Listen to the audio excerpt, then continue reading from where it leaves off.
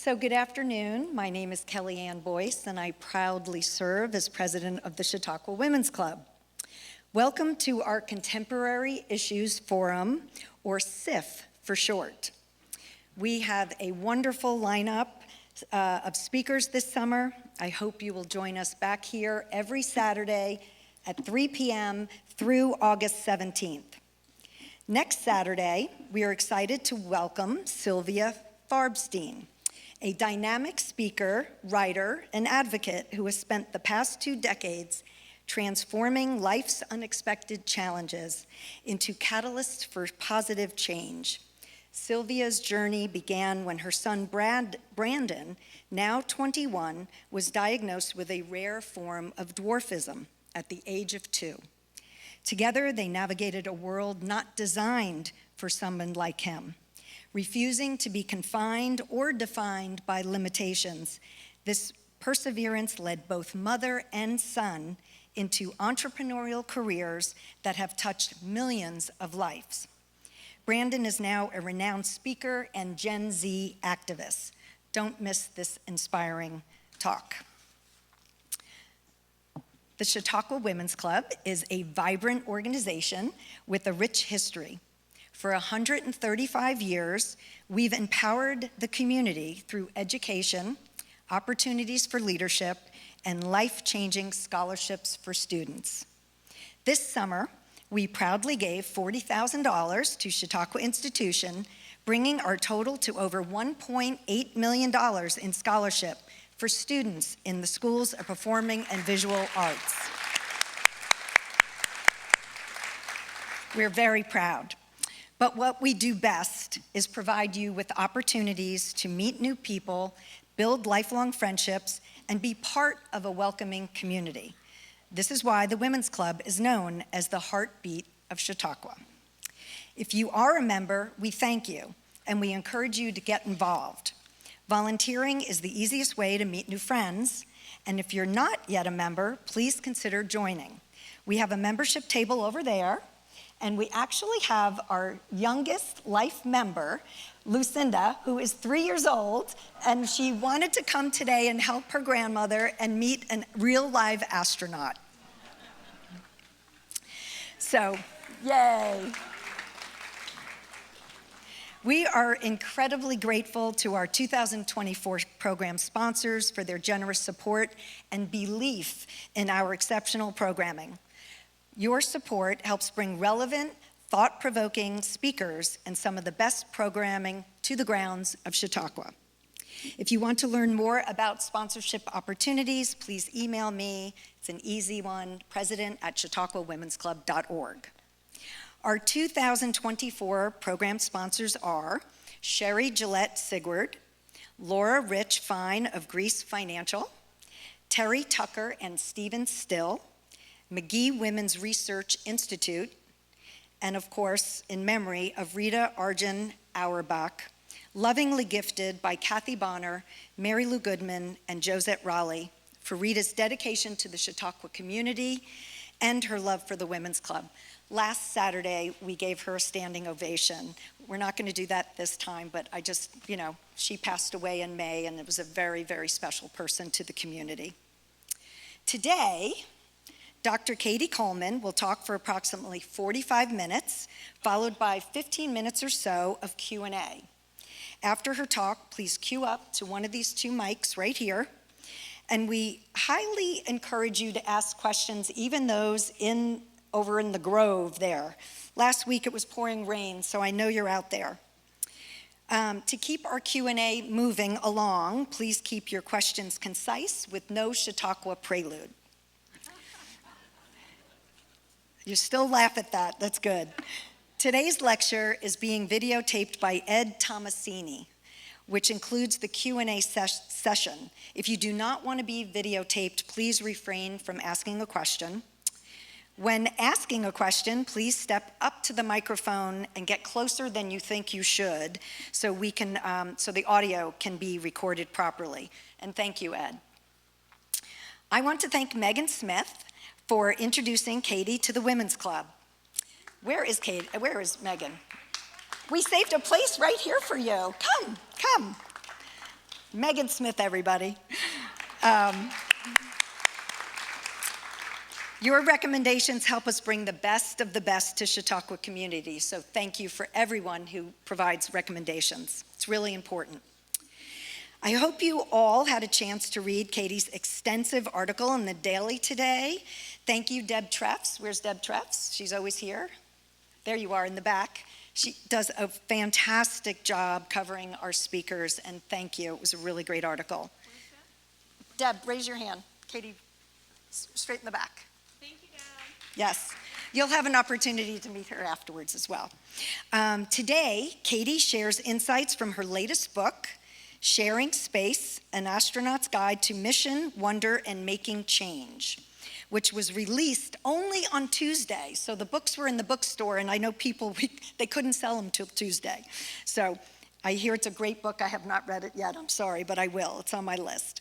A book signing will immediately follow her talk over at the tables. So on to Cady. She is a former NASA astronaut and retired colonel of the United States Air Force, bringing with her a wealth of experience from over 180 days spent in space, including 2 space shuttle missions and a 6-month expedition aboard the International Space Station, or ISS. Woo! We're allowed to do that. Cady's career at NASA is marked by her pivotal roles as lead robotics and lead science officer on the ISS. She was instrumental in the deployment of the Chandra X-ray Observatory and the integration of supply ships from NASA's commercial partners. Her efforts have laid the groundwork for the commercial spaceflight collaborations we see today. Beyond her technical achievements, Cady is a passionate advocate for inclusion in STEM and STEAM fields. She is known for her inspiring public speaking and media contributions, including the coverage of the SpaceX launch and the Mars Perseverance rover landing for ABC News. Her commitment to education and outreach extend to her roles as research affiliate at MIT's Media Lab and as a board member of several prestigious organizations, including the Smithsonian National Museum of Natural History and the ISS National Lab Education Advisory Group. She is featured in 2 documentaries, The Wonderful Stories from the Space Station and The Longest Goodbye. As we learned today in Cady's article, she is also a talented musician, famously performing a space duet with Ian Anderson of Jethro Tull and collaborating with the Chieftains from space. That's so cool. In addition to being a trailblazer in space exploration, she is a polymer chemist, scuba diver, pilot, amateur radio operator, a dedicated mother, sister, and wife. And we welcome Josh today, Josh Simpson, and all the family members sitting here that made the trek to Chautauqua. So thank you very much. So Cady, on behalf of the Chautauqua Women's Club and the entire Chautauqua community, we are honored to have you with us. Let's give a warm Chautauqua welcome to Dr. Cady Coleman.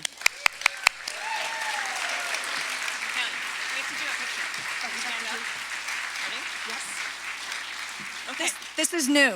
So we have to do a picture because it's really fun to be here and there's no place like it and I've never been. So, and Kelly makes all this happen, right? Here we go. So 3, 2, 1, woo! And then one more time. Yeah, one more, she wants one more. This is on the advice of my son. They do this in the amp, we might as well do it here. Okay, on the advice of my son, the photographer. 3, 2, 1. Okay, we'll see. Terrific. Oh, you're looking marvelous. Okay. He taught me to take those pictures frontwards. Kelly, thank you very much. Well, let's see. Very proud of you. And we'll see if they need these. Getting organized here, like this, like that. Getting there. Hold on. Making that disappear. Just so I know what time it is. So you should be thinking of questions. And we can have a secret sign for, like, enough with the speaking, could we get to the questions? And that would be if like, just do the double raised fist in the air, like this. Like, okay, it means stop, go for questions. Katie, fix your mug if it ever, you can't hear, and we'll adjust. Okay. How's that? Better? Okay. Better? Yes. We'll keep an eye on that. Kelly and I are both speaking on the box today. Usually, and Kelly's kind of short, so am I, and usually when she's introducing the tall speaker, she doesn't get the box. But I'm like, the box is ours, right? And it's just what I used in robotics when I was at NASA, when I would train on robotics. In space, it doesn't matter, because you're never short in space. But in the simulator, you'd be like, like this. And so we had different sized boxes, and I was proud to have the biggest box. So I wanted to share in this book, Sharing Space. I wanted to share the magic of going to space because I always felt so very privileged to be there, to work there, to learn there, and to represent so many other people when I was there, whether it was a short mission or a long mission. But I also learned a lot of skills about teamwork and balancing family and career and things like that that could be applied to other parts of life. And that's why I wanted to write the book, because I think we still have a lot of work to do. And here in Chautauqua, I think you know that very much so, in that people come here with a purpose, to talk, to learn together, to find each other, to craft solutions together. And I've been thinking about that ever since I've been here, and I realized that in its own way, Chautauqua is a space station. So, let's just think of some of the criteria. It's kind of hard to get to. Not many people are allowed to park close by. What else? It's an experience that it's hard to describe to other people about what it's like and why they should come. I had to do that for my husband Josh, and now that we've been here and met so many different kinds of people and so many different ages and parts of families, it's clear that it's just a very special experience and in just a very beautiful place. You don't really control who you're living and working with, right? And you don't control who lives here, who comes here, because all are invited, right? And yet then there you are. You are the team that is Chautauqua. You are the Chautauqua Space Station. And it's a place where conversation and community are the mission, as I understand it. And the only thing that I would say is better here than the space station would be, it's pretty clear the food is better here than the space station. But I think it's a very special kind of way to think, because up on the space station, something that we have as a privilege as astronauts is that when we look around, I was up there with 5 other people, and you look around and there's nobody else coming in the next little bit here. And you are the only ones. And whether it's your job to get something done or your job to help somebody else get something done, whether they know they need that help or not, and vice versa. People helped me when asked, and also when they could just tell it was needed. And you realize that you are the only ones. And we don't get to go home at the end of the day and pretend that the mission doesn't exist. And the mission is just so clear to us when we're there.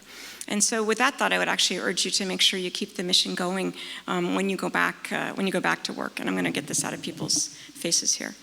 So I think all of you came here to solve problems, to meet challenges, and to see issues in a different way. And I think every solution these days, the simple ones, well, that'd be lucky, but there's not many of them. And most of them have so many different kinds of intersections of technology, of society, of people, of history, how things have been in the past and how we want them to be in the future, that it's just not simple. And so that's why I wanted to bring my lessons learned and encourage you to bring your gifts to solutions as well. So how do we grow new people for a space station, new people to lead climate change, to lead AI, all these uncertain territories? And I think each of us does that in our own way. One thing I will say to you is that if there's something that you think is important and you like to describe it to people in whatever way descriptions come to you, realize that that's important, even to Seamus back there. Hello, Seamus. You guys are welcome to be up front. Seamus can be up front too. So my family, my brother and his sons are here, my nephews and their friends and wives and Seamus. Wearing the cone of shame, yes, unfortunately.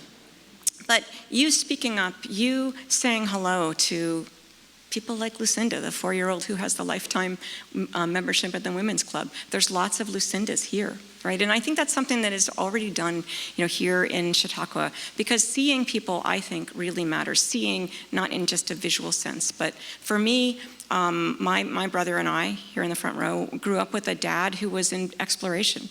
He was a deep sea diver and part of the Sea Lab program. And for us, it was really normal to have very interesting people come to dinner and have interesting conversations and to have exploration really matter. And I can't really speak for my brother, but for me, exploration was very real. The fact that I could play a part in that just wasn't, because there weren't a lot of people who looked like me in my dad's world. And so when they came over, the people he worked with, all those things, never said, Cady, you could be this. I think it did say to me, Cady, you could be something. And so that representation really matters. And when I was a junior in college at MIT, Sally Ride came and spoke.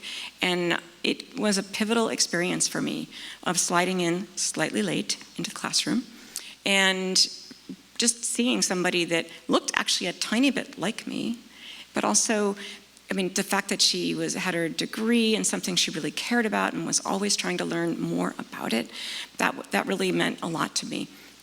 And so it made me think, not, well, if she can do it, I could do it. And maybe you're sitting there thinking that right now, and you're allowed to, okay? It's okay.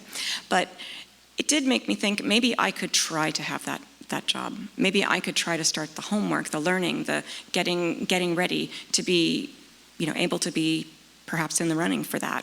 And I think that looking back at Sally in history, looking back at other people in history, here in Chautauqua, it's a little bit easier for you because much of the history is still living and coming to dinner with you, right? And you have a whole, many hundreds of years of exchange and conversation and people whose courage to speak up made a difference.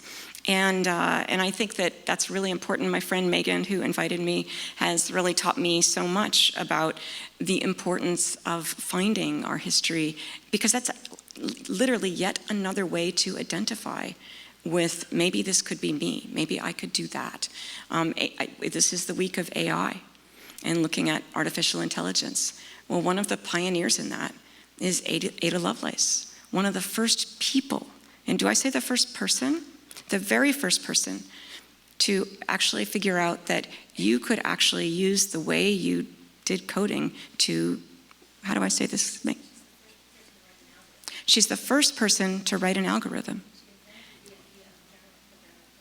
And she invented, you'd think I would remember this, but then I get nervous too. She invented the idea of programmability at the time of Darwin. Let's hear it for Ada.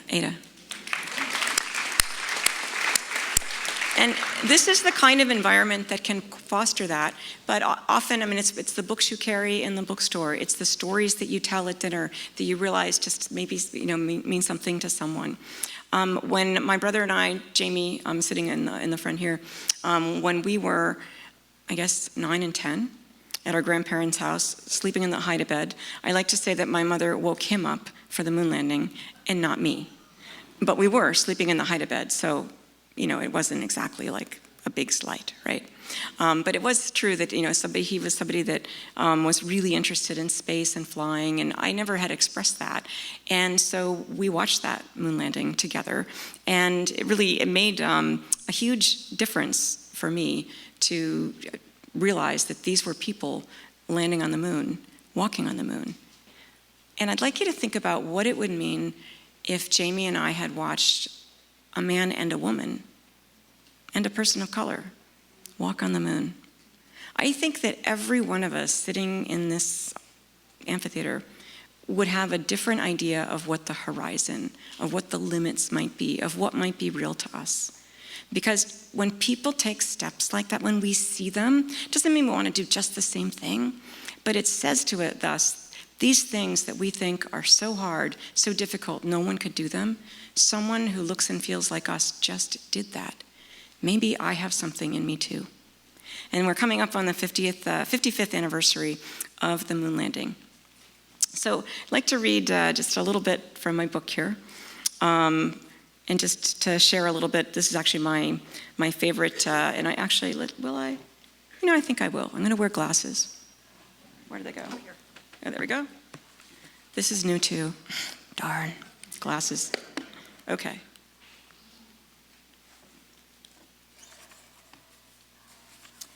This is how I felt literally every day I was in space.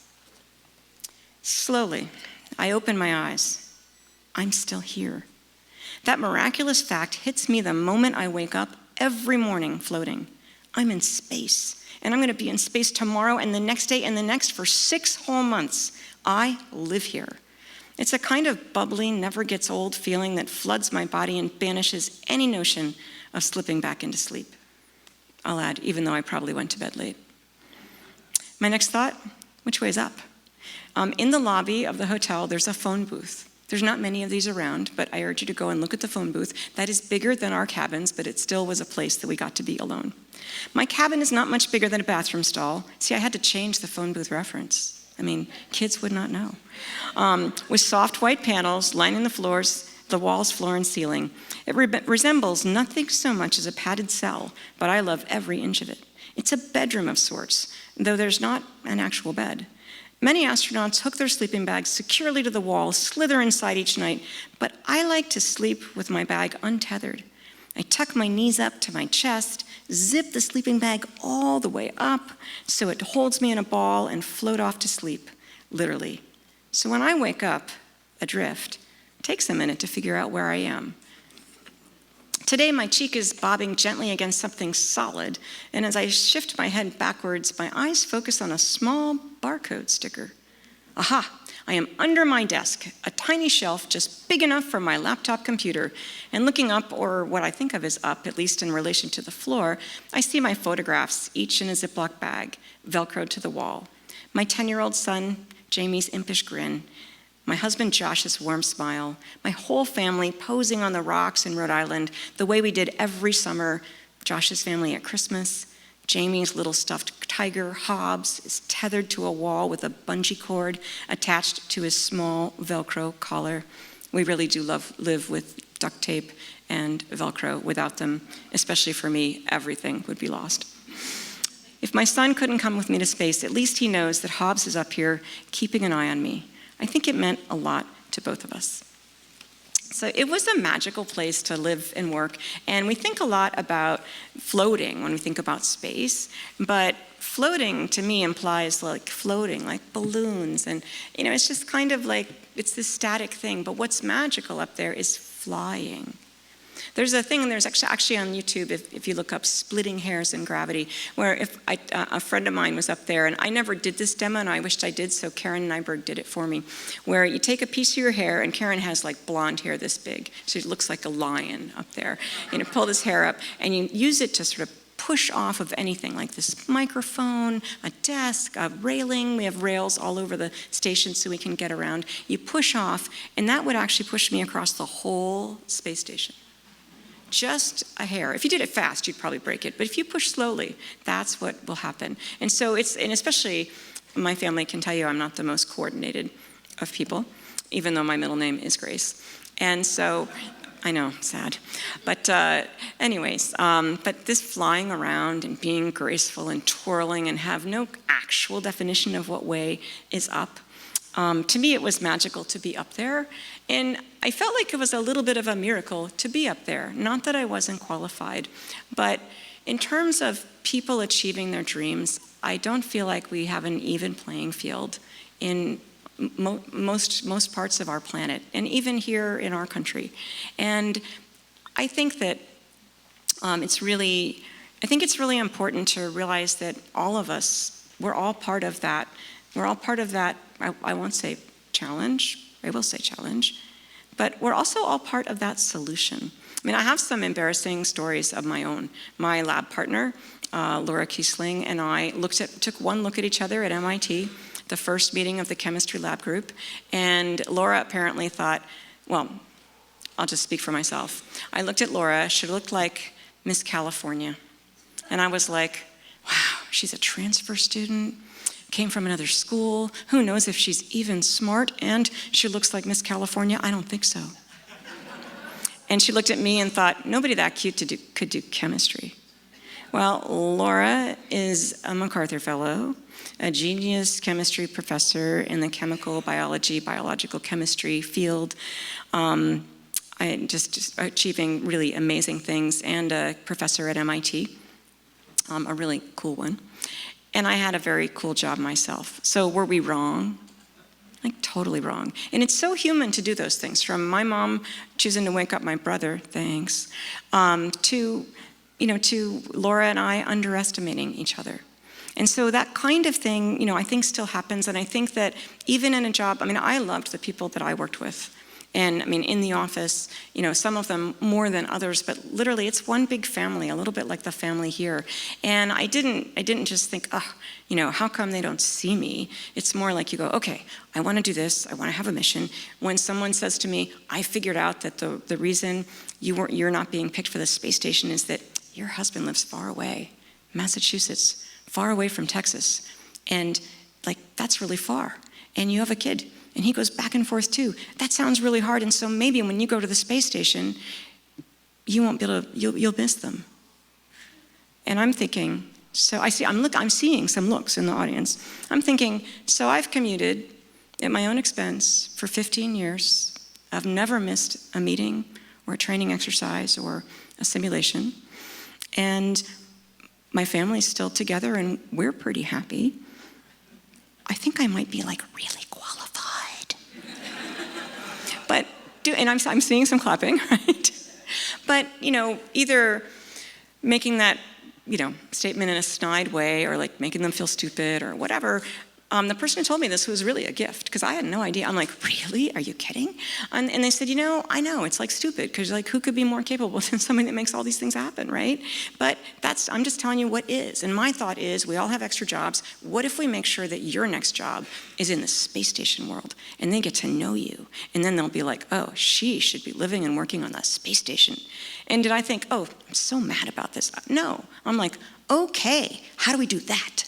Because you're just about the mission, and all of us, I think, are really focused on different missions that are important.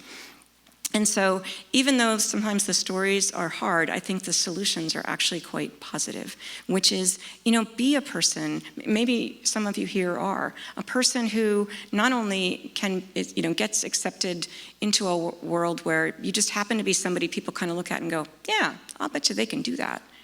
And by being that person, you have a privilege, right? And I don't mean privilege, but you have a privilege that now you are seen, you are heard, and you can use that for the power of good. So there are astronauts who certainly did that for me. They did things like, suggest me for jobs, and when different jobs within the astronaut office, being a Capcom, working in mission control, and so this one astronaut suggested me, and people looked at him and said, she talks a lot.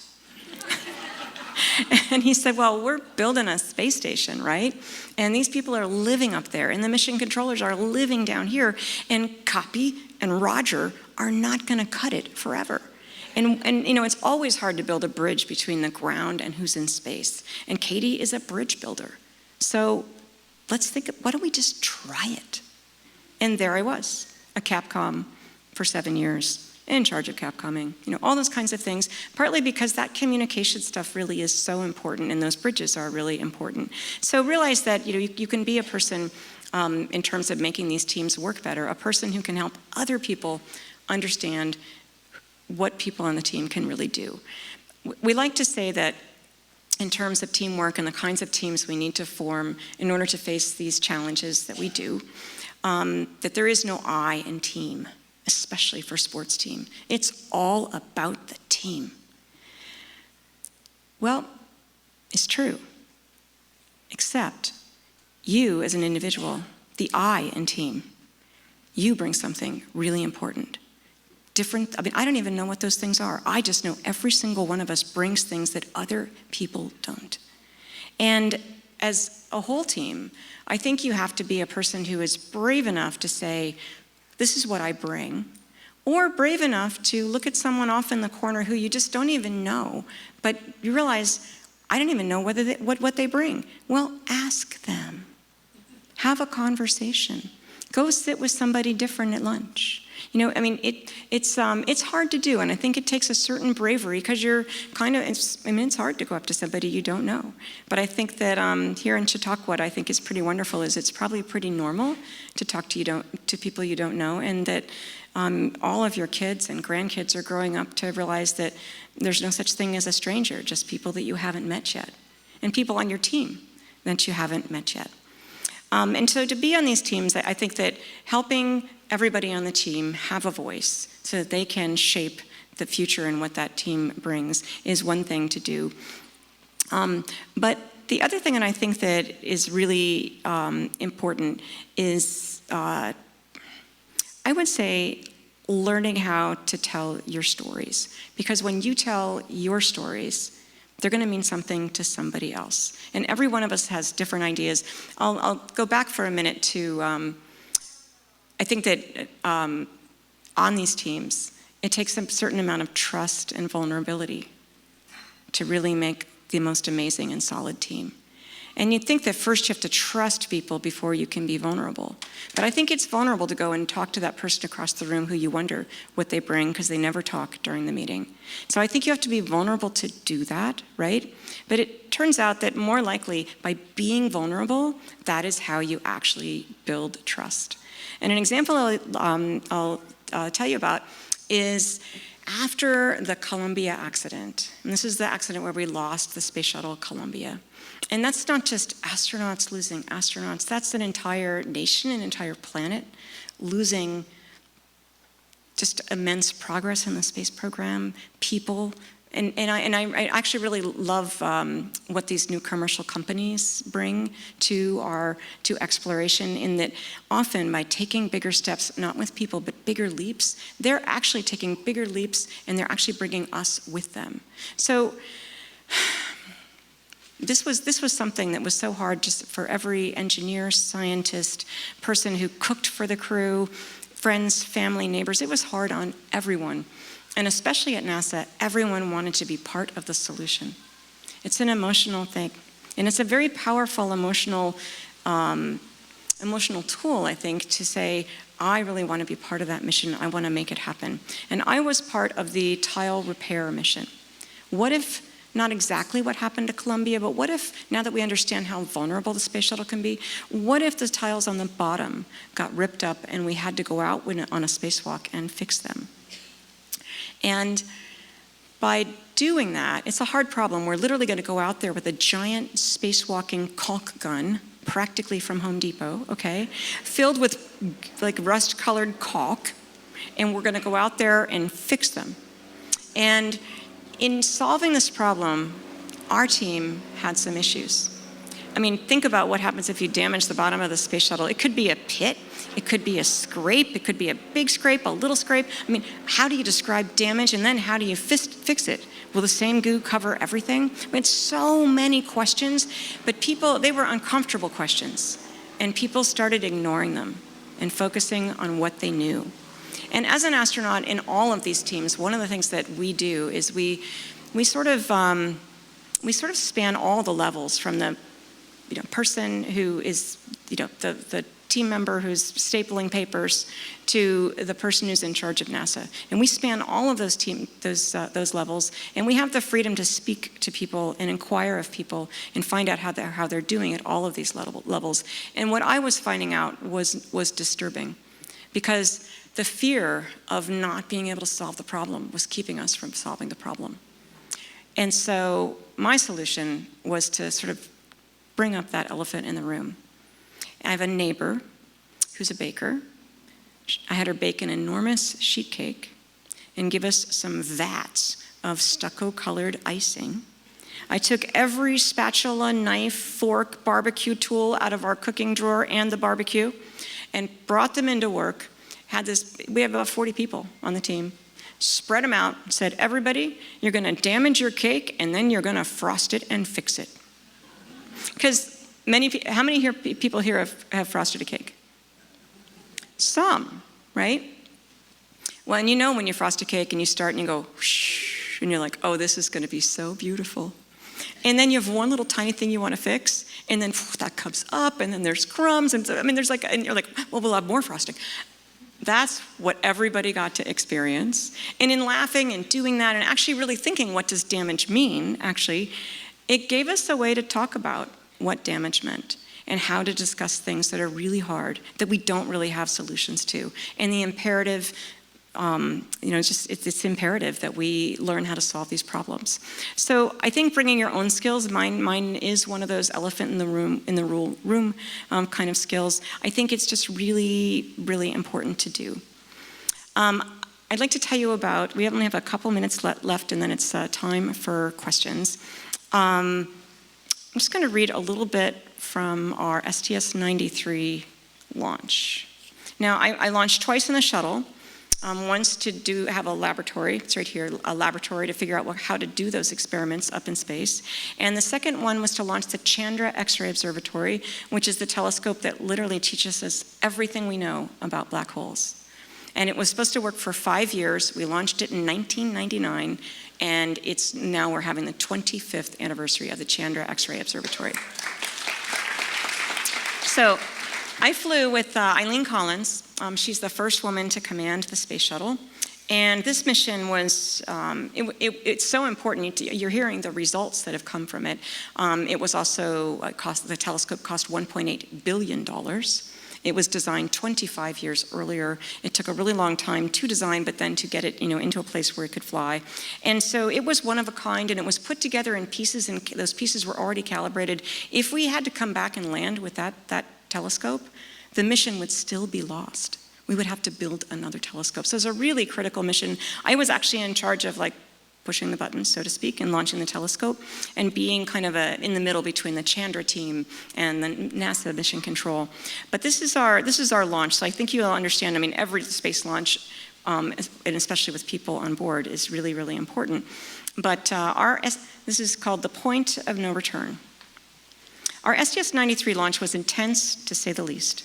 But even in the midst of it, my sense of mission helped anchor me.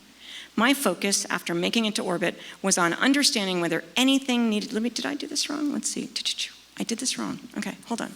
So, I mean, that's true. That's still true. Okay, but I started on the wrong page. Okay, because we actually did have on our first launch attempt, at 30 seconds, that's when the computers take over.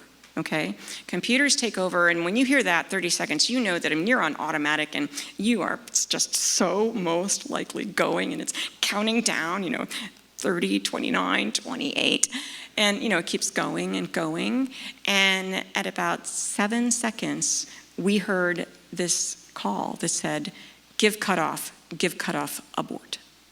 And it was because a very young guy in mission control, in launch control, saw a hydrogen leak on his screen, and officially you're supposed to wait until you see a second confirming signature, but he knew if he waited that few seconds, the engines on the back of the space shuttle would light, and even though they would actually discover this leak for themselves, then that shutdown is much more dangerous. And now here you are on a launch pad, 5 people, all that fuel, it's very dangerous, and he knew stopping the launch before those engines lit was important. So that was a couple of weeks before. And my family came to these launch attempts, and time after time, and waited. My mom would ask, Cady, when are you going to go? I'm like, Mom, we don't know. When everything is ready, the weather, all the hardware, everything. And she's like, I'm your mother. You can tell me. It's true, right, Jane? Okay, here we go. For our third launch attempt, under a bright moon on a cool, clear night, we strapped in, and the countdown began. It was just 3 days after the 30th anniversary of the Apollo 11 moon landing. This time, and I have a story about that in the questions if you ask. And this time, I was determined I wouldn't take anything for granted.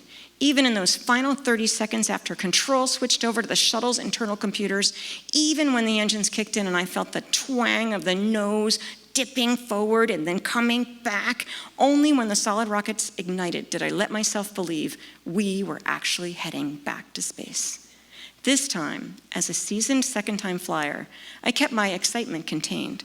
My first mission, there were 7 of us. We had 7 launch attempts over 30 days. Some people sitting in the front row have not forgiven me, okay? And so when we finally launched, we were 5 rookies, 2 experienced people. The rookies, I was among them, were like hooting and hollering, and the commander goes, settle down. So this time, kept my excitement contained, but inside I was hooting and hollering. And then, just seconds after liftoff, my joyful inner celebration was drowned out by an angry alert tone and Eileen's voice on the radio. Houston, Columbia is in the roll, and we have a fuel cell pH number 1. Columbia, Houston will take AC bus sensors to off. We see a transient short on AC1. Houston's reply was somewhat comforting in its familiarity from simulations, and yet it was incomprehensible to be hearing those words less than 30 seconds into our actual flight. An electrical short had taken out 2 of our 6 main engine controllers. We need 3, but that's why we have 6, still have 4. My first thought, we know how to deal with this. We did it last week in the simulator. It's true, we had actually practiced this exact scenario. The difference, however, was that we weren't in the simulator anymore. This was a real, no-shit emergency, and it was only after launch that we'd realized just how close we'd come to several life-and-death situations, all in those 8.5 minutes on our way to space. No matter how much you train for such a moment, you can't really anticipate what it will mean to find yourself in one. And I was relieved that it wasn't long before I heard the steady voice of Jeff, our pilot, confirming he had successfully flipped the bus sensor switches to off, reducing our exposure to additional engine shutdowns, a potential catastrophe. We were still headed to space, and I have chills just reading this, actually. We were still headed to space, but with the loss of some of our backup capabilities, we were vulnerable. Now, there were various milestones along the way that would tell us which options we still had. I tried not to hold my breath as the shuttle continued to climb. Columbia, Houston, 2-engine bend. Translation, we could lose an engine and still make it to our transatlantic landing site in Ben Guerir, even if we couldn't get to space. Columbia, Houston, negative return. That sounds bad, but it's actually very good. It means we've gotten far enough along that it's too late to perform a return to launch site and return to Florida. Then finally the call we'd been wishing and waiting for. Columbia, press to MECO. Translation, we would make it to a safe orbit and main engine cutoff, MECO, even if one of our engines failed in the next few minutes. An electrical short is a serious problem. I'll race through this part. And after our launch, the shuttle fleet would be grounded for months after inspections revealed multiple cases of wire chafing on the other shuttles. Some would call us lucky, but listening to the audio from our cockpit and from mission control, I put the credit firmly on the shoulders of the teams that were well trained to work their way patiently through multiple failures as we made our way safely to space, despite the short and multiple failures it catalyzed, plus another unrelated but really serious issue, a slow leak in one of our 3 engines during the launch. Now we could turn our attention to our mission, the real mission, sending Chandra off to her new home. So the last point I'd like to make about teams, and then I'll just finish up here, but people could start lining up, or you don't have to line up, but if you have a question, be thinking of going to the microphones, and we'll all be with you at the microphones, okay? Is that, I had a very, very special job, and being in that shuttle, having that happen, it's the first flight of the first woman commander. Do you think people were really watching, like, really closely to see how she did? Yes. And then one of the most challenging ascents in the history of the space program, where the shuttles were grounded for months, it turned out to be a wire chafing issue, right? And so to be there with Eileen and we're part of the crew, but the whole crew, the crew on the ground, the people who taught us, there's a certain amount of trust that we have built up with them that is just imperative. And I think some of those, emotional kind of words that I've used about being on a team, about being brave, about being open, about having the courage to name the elephant in the room so all of you could be scared about it together. These things are what is going to, I think, make sure that everybody on a team feels seen and feels heard. And that's really important, I would say, in the space program as we continue, in that I lived on the space station. There are 7 people up on that space. Let's see, there were 4, 6, 7. Now there are 9 people on that space station. There are 3 on the Chinese space station. Before I wrap up here, I want to say there's a situation you've probably been hearing about where the new capsule, the new experimental capsule that Boeing built, that we waited for a long time, is up there, and they're not bringing it home yet because they're looking at an issue, at a problem, and so Sunny Williams and Butch Wilmore are still up there. And even though the people in the news use the right words, they're still missing part of the situation. And that is that this is a test vehicle, and before they even launched it, the questions were asked over and over again. Well, if they get stuck up there, how long can they stay? What other way could we bring them home? We'd never have launched them if we didn't already know those answers, right? And so as soon as they undock that vehicle and come home, it comes in two parts. Once we undock and push ourselves away from the space station and get started on our landing, we don't need that second part of the vehicle, and we are going to kick it off. It's going to burn up. We'll never see it again. And that's the part of the vehicle that has a problem.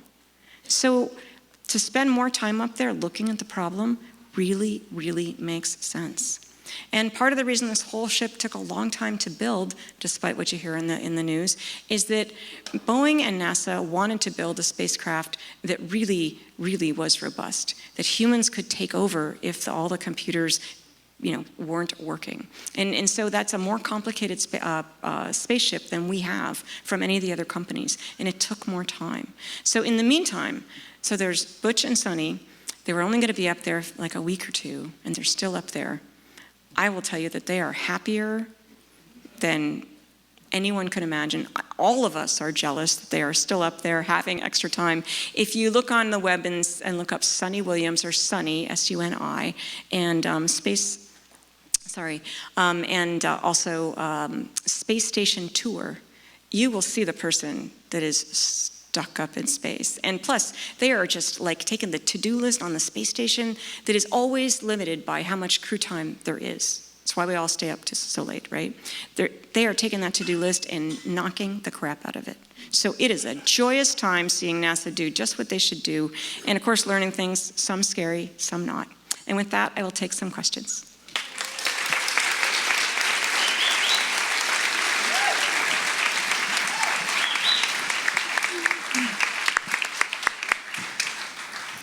Remember, questions only.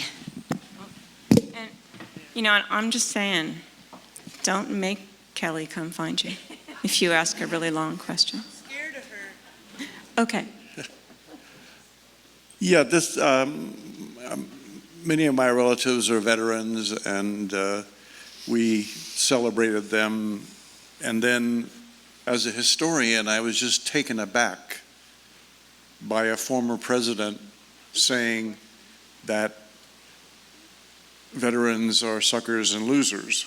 And my reaction was terrible, but I want to know what you and other people would react to that. How'd they react to that statement? I don't know anyone who didn't have a similar reaction, in that, I think service to this country comes in many forms, and mine happened to be in the Air Force. They paid for college for me, and I think, and I was very grateful, and then went on to serve not just the 4 years, but another many, 26, 27, 30, I forget. I never count exactly. It's a complicated date for me. But in terms of veterans and how we talk about them and how we think about them and how we remember them, there's nothing more important. And I think it says something to the future generation when people speak like that, because it says your ideas were not important, your service was not important. And I think from everything I said, you know how I feel about that. Thank you. Thank you. Hi, thanks very much for being here. I worked for NASA as a contractor in Clear Lake in the 80s and early 90s. And I came in 92, August of 92. I came in a little earlier than that. I came in 1 week before the Challenger accident. Okay.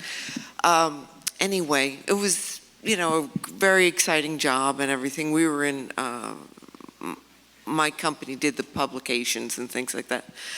But I just saw something a week or two ago that the ISS is going to be let go. And I had to Google it while you were talking, because I said, was that a dream? Because I haven't heard anything else about it. So again, I'm glad you brought that up. So the words in the papers can be correct, but not give the whole context, okay? And for many years, even from the beginning of the space station, we didn't say, okay, you 16 partners, international partners of the International Space Station, will you sign up to support the International Space Station for life, like maybe till 2040? I mean, that's not the right question to ask. And so it's always been done in increments. And if you look back, the right time for a country to say, yes, I will support until 2028. I will support, so we're still waiting for people to sign on for 2028, I believe. I say we, like I still work there. I am retired, right? But anyways, and so it's never really over till it's over. And at the same time, at a certain point, you know, it takes a lot of focus to fly the space station. And one of the things that we wanted to do was to grow a space economy where other companies could have space stations and be able to have them up there safely and get some more research than NASA can get done on this space station. So at a certain point that will be true, but the reason it's come up in the news lately is that we can't think about this. I mean, eventually that space station will have to be deorbited sometime in probably our lifetimes. And we don't want to start thinking about how to do that safely when we're suddenly in a hurry to do it. And so a contract was awarded to SpaceX to work on that solution, and that's why it's in the news. But as far as I know, certainly not happening this week, this year, and for all I know, this decade, really. I mean, for many, many years. Thank you. Hi. It's Amy, right? Yes, ma'am. That's my cousin right there. So I was wondering if you could tell me about if you've seen or heard of the funkiest thing a plant has ever done in space. A plant? A plant. Well, everyone was upset when I was in charge of the plants on STS-93 because they've been to my house and there are no living things. But it's because my cat eats them and then throws up in inconvenient places. I do love plants and they like me, but it turns out my job on that mission was to kill the plants, actually, every day. One plant, every day, a new plant, you know, different ways. It was very fun. Anyways, surprising things about plants is, I think the conversations that center around what should we grow in space. Like, if we want to have corn in space, we don't need corn stalks to hold up the corn plant. We don't need giant trees. Because, I mean, so because of, without gravity, the requirements change, and so the ideas of what we could grow changes as well. So nothing specific, but we'll see. Actually, my favorite cartoon is, it's like black and white, and you see like it's a laboratory, and then there's a scientist, and they're on the phone, and because NASA sent millions of tomato seeds to space to figure out what would happen with them, and then kids could plant regular seeds and tomato seeds as an experiment. And then you realize that it's the person in the lab coat is actually kind of like round, and they're on the phone, and then you realize that he says, no, everything looks pretty normal down here. And you realize that everyone working in the laboratory is a tomato.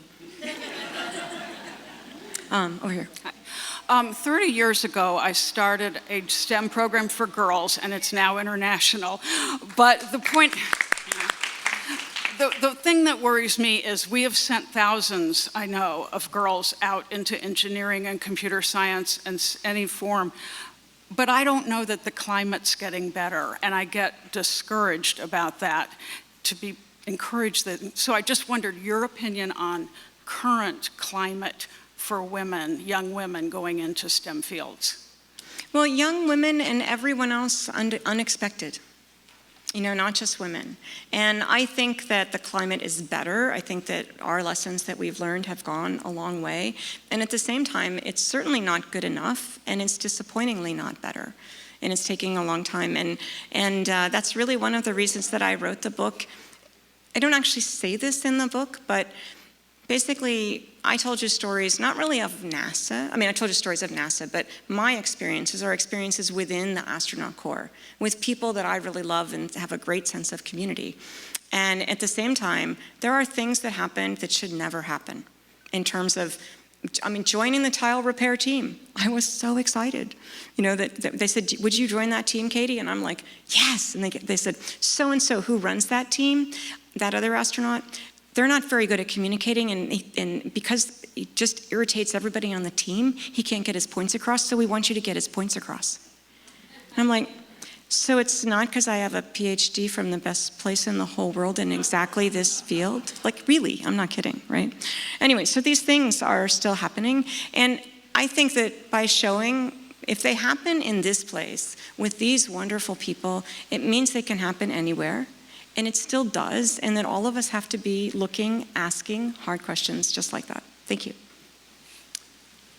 I'm a physician, and I'd like to know about healthcare provision contingencies on ISS. Health what? Healthcare, provide or take care of the health of the astronauts. Hypothetically, if somebody develops pain in the lower part of the belly on the right side, it could be appendicitis, it could be a twisted bowel or twisted ovary. If that happens suddenly, what do you do? How you have 5 of us or 6 of you are there. What kind of contingency, what plans you have to take care of that emergency, medical emergency? We get trained. I think it's a great question. It's a great question for going to Mars as well. Places where it's further away. We are, a couple hours away from landing back on the Earth. That doesn't mean you're going to land somewhere where there's someone there that can help you. Probably more like a day or something like that to get home. But we're all trained in medicine for some, small amount of stuff, and learn how to do lots of different things. But we also have really good communication with the ground. We have instrumentation on board.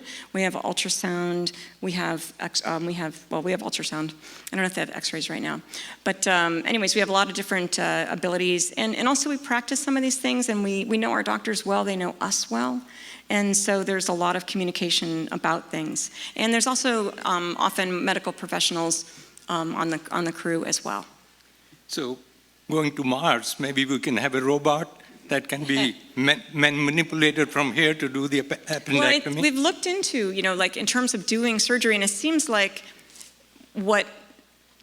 teaching someone to do surgery might be actually daunting, or well, it certainly would be daunting, but it's more like robots could do sort of pieces of it.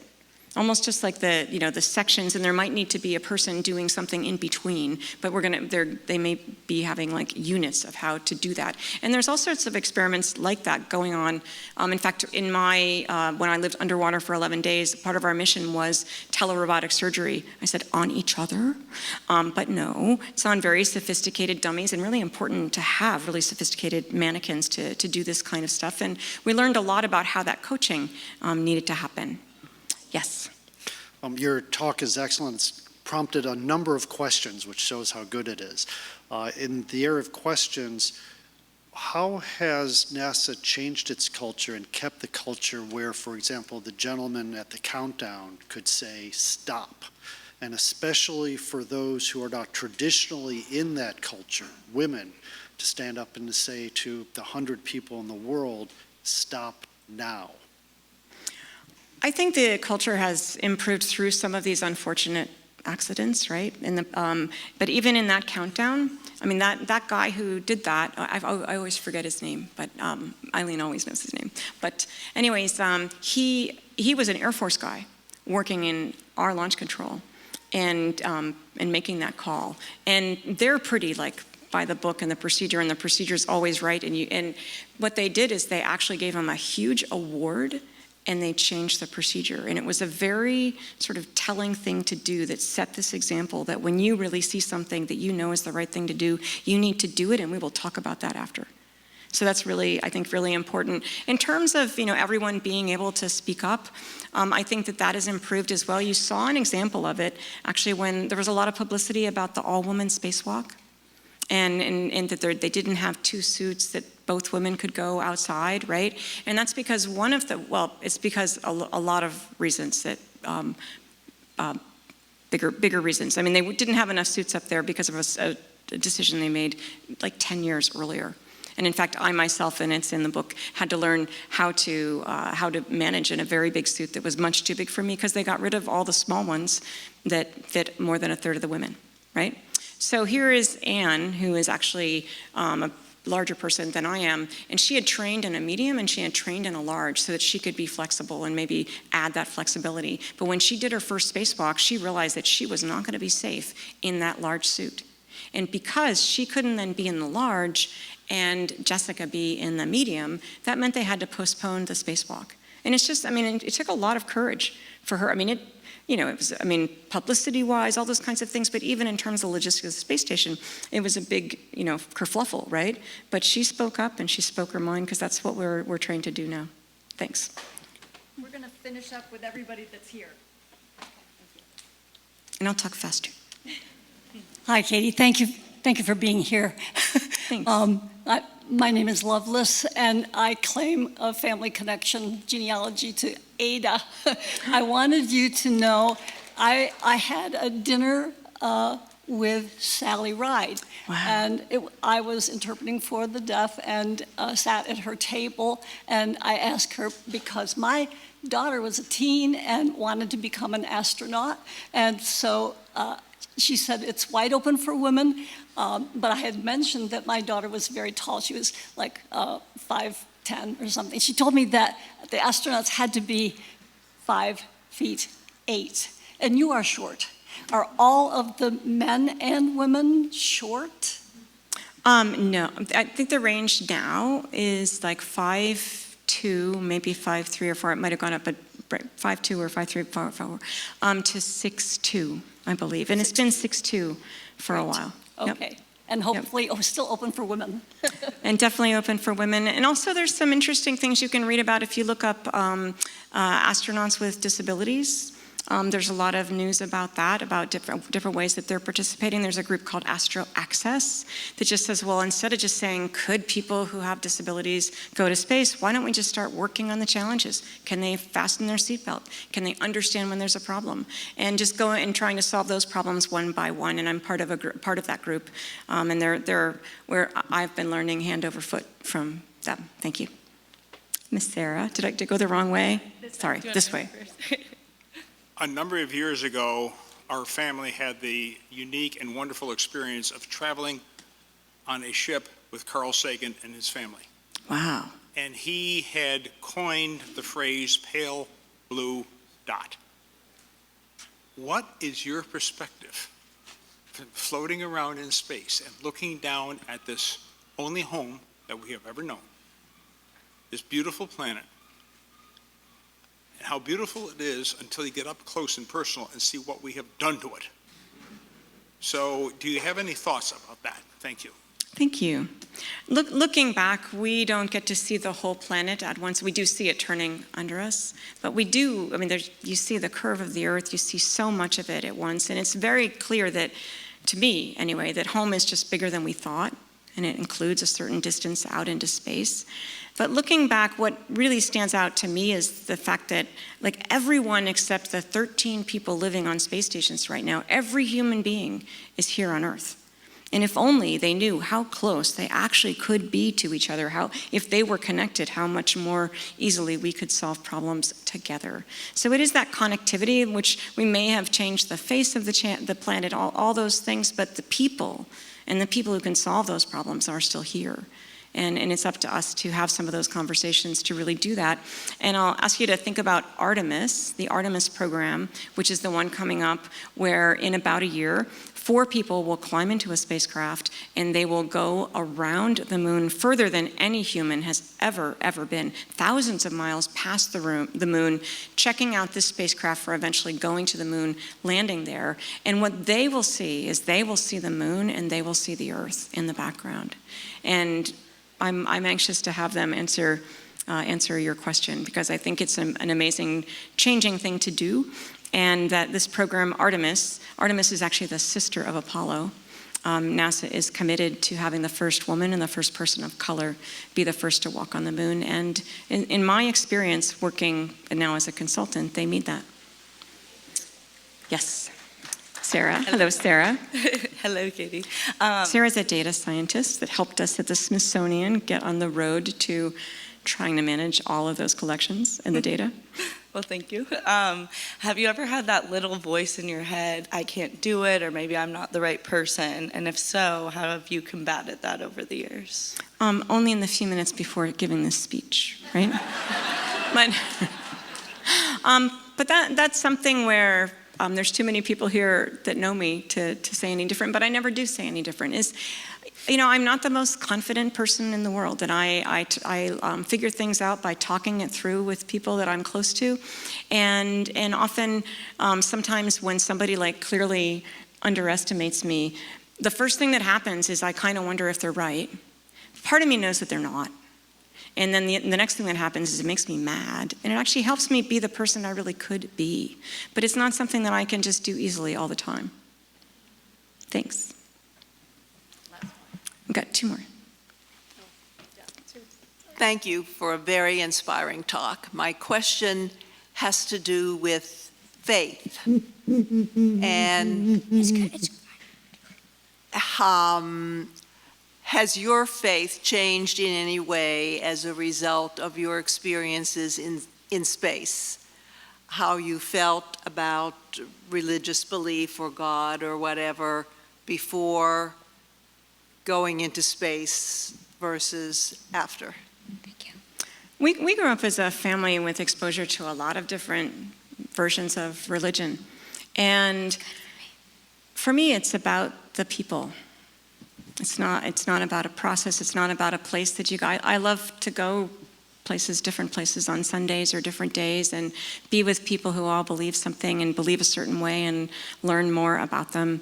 And at the same time, none of those is a thing that I sort of choose exactly as mine, because to me, it's all about what's inside people that is really finds one way for all of us to be together.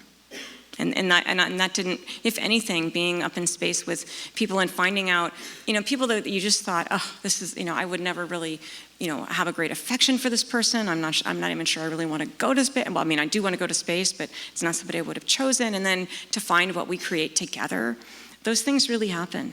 And that gives me a lot of faith in people.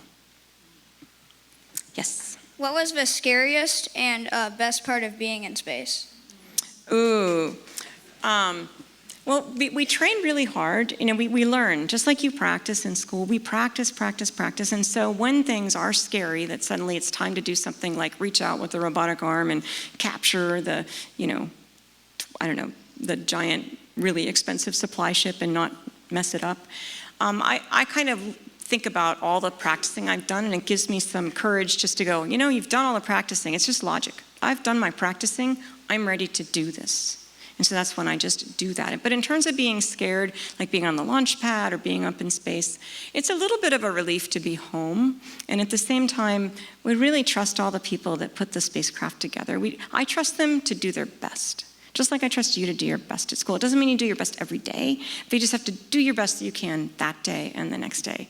And so by trusting them, then we don't really have to be scared. But I was alarmed one time, and that was, we were about to go home, and the Space Shuttle Endeavour had come to install the alpha magnetic spectrometer and do some spacewalks, and we were actually on different sleep schedules.